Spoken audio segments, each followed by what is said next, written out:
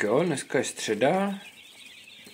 Většina tady křepelčat, tak má dneska týden vlastně. No, už krásně jim začali přepeřovat letky, křídla. Jsou tyjo 4krát tak větší, co byly před týdnem, bych tak řekl. Už to nejsou úplně takový jako čmeláčci s maličkého vajíčka, už jsou to takový fakt kuřátka.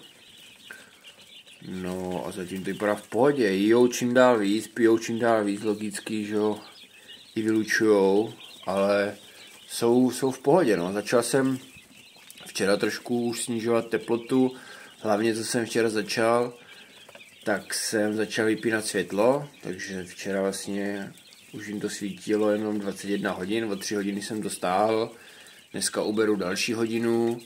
Pořád tady zvedám vlastně tu umělou líheň, tam je 43, ale teďka blbost, protože jsem pod něj měnil piliny, tak ona se teďka trošku nahřála, ale myslím, že tam mám 42.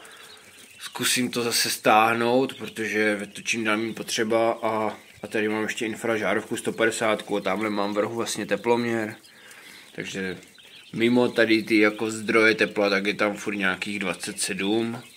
Jo, pod těch 25 to určitě nejde, spíš je to tak 27, 28. Takže si myslím, že úplně v pohodě, jako křepelky vypadají čiperně, nejsou nějaký jako apatický nebo nic, jako přijdou mi fakt v pohodě. Akorát když se jim včera zaslo, tak já nevím, minutku byli takový jako vystreslí, tak tady pobíhali, pak se to uklidnilo.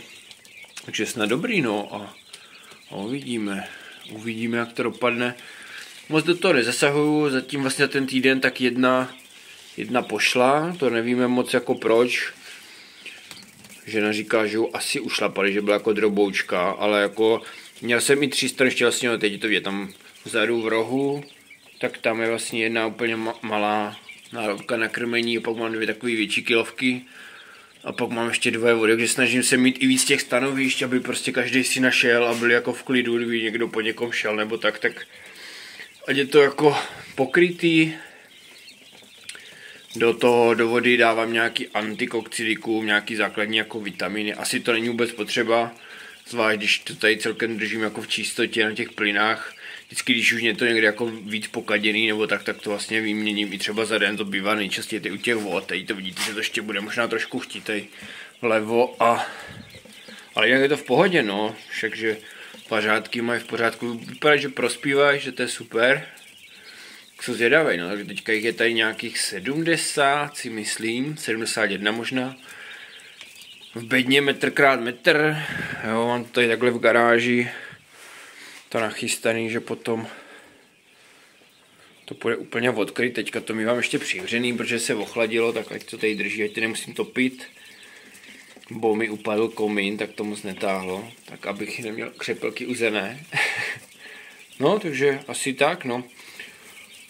Uvidíme, začíná mi trošku strach, abych to vydržel, aby tady mohli být, no, aspoň třeba ty 3 až 5 týdnů, no, všude píšou, že jako minimálně těch 5, na druhou stranu jako říkají, že po 3 týdnech už by to mělo jít poznat, kde je sameček a kde je samička, tak možná to potom trošku rozhodím, dám to vedle, tam mám nachystanou křepelkárnu a uvidíme, no.